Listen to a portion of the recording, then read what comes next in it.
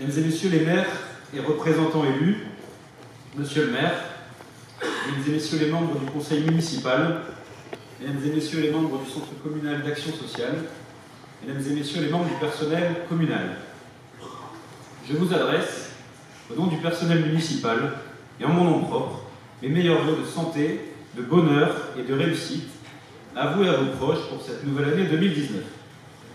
En guise d'introduction, je souhaiterais partager avec vous une citation de Philippe Séguin, ancien ministre et premier président de la Cour des comptes, mais qui a été, alors on le sait moins, maire de la commune d'Épinal dans les Vosges.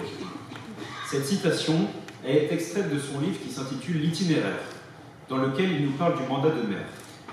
Je le cite. « Être maire, on ne peut pas l'être à mi-temps, même quand on n'est pas sur place, même quand on est en déplacement à des milliers de kilomètres. C'est un état que l'on vit 24 heures sur 24, une préoccupation constante. » Par cette citation, Philippe Séguin nous parle du mandat de maire comme celui d'un héros du quotidien qui concentre sur lui toutes les attentes de la population sur les sujets les plus divers. Ce portrait que je vais partager avec vous ce soir, je le trouve intéressant, particulièrement dans la période que nous vivons actuellement. Mais dans cet ouvrage, il insiste également sur le décalage qui peut exister parfois entre la rapidité de la prise de décision, et la lenteur, d'autre part, de la mise en œuvre et de la production de résultats sur le terrain. En tant que maire, monsieur le maire, il vous appartient, avec vos adjoints, de décider. Et c'est ensuite à nous, personnel communal, qu'il revient de mettre en œuvre vos décisions. Et pour bien mettre en œuvre vos décisions, il faut, selon moi, disposer d'un personnel communal efficace, uni et solidaire. C'est notre cas à mes yeux, et soyons-en fiers.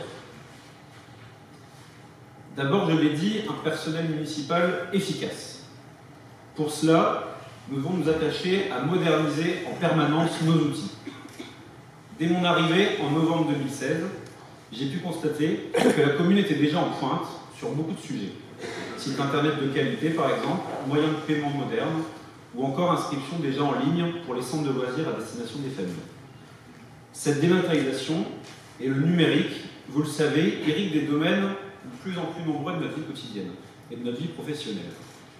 Parmi les réalisations de cette année, on peut citer la dématérialisation des marchés publics, qui est rendue obligatoire par le législateur depuis le 1er octobre 2018. Alors concrètement, qu'est-ce que cela veut dire ? Pour réaliser des achats importants au niveau de certains montants, la commune met désormais en ligne, sur une plateforme numérique, l'ensemble des documents de marché, et ainsi l'ensemble de la procédure se trouve dématérialisée.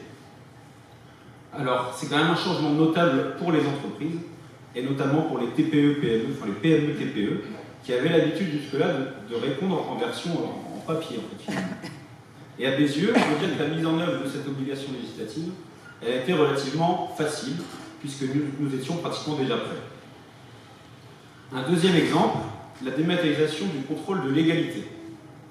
Depuis peu, les délibérations du conseil municipal sont transmises directement par Internet au préfet du Nord, et non plus par papier.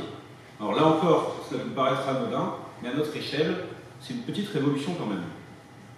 Un autre exemple, le logiciel GECIM, intervenant pour la gestion des cimetières, et qui permet de recenser désormais l'ensemble des données relatives aux concessions funéraires. Tous ces outils sont très utiles, ils permettent des gains de productivité, mais il faut malgré tout, je pense, être prudent, parce que la dématérialisation, elle exige toujours derrière un travail humain, mais le risque, c'est qu'il est parfois plus difficilement quantifiable, ce travail. Administration efficace, je l'ai dit, mais aussi administration solidaire et unie, avec une forte cohésion d'équipe.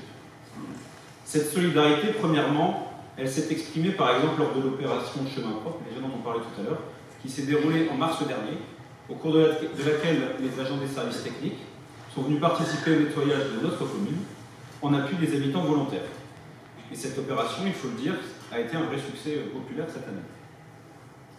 Solidarité, cohésion d'équipe qui se manifeste également par les attentions à l'égard d'un membre de l'équipe atteint d'une maladie grave, à qui je souhaiterais ici rendre hommage vraiment pour son courage.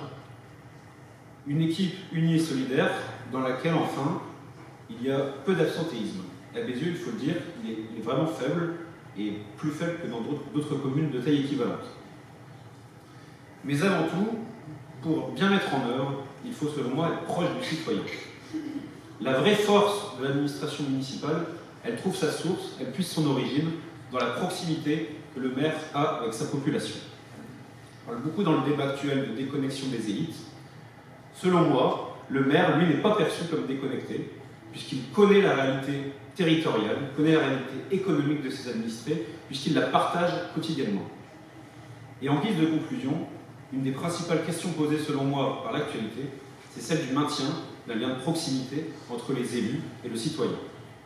Et pour résoudre cette crise du lien social, nous devons pouvoir compter sur une des seules institutions encore valorisées et respectées du citoyen, le maire et son administration. En tout cas, je souhaitais dire par là au personnel municipal, au personnel communal, que leur détermination et leur implication nous sont extrêmement précieuses et elles le seront encore assurément en 2019. Je vous renouvelle, monsieur le maire, mesdames, messieurs les élus, tous mes vœux pour cette nouvelle année. Merci de votre attention. Bonne soirée.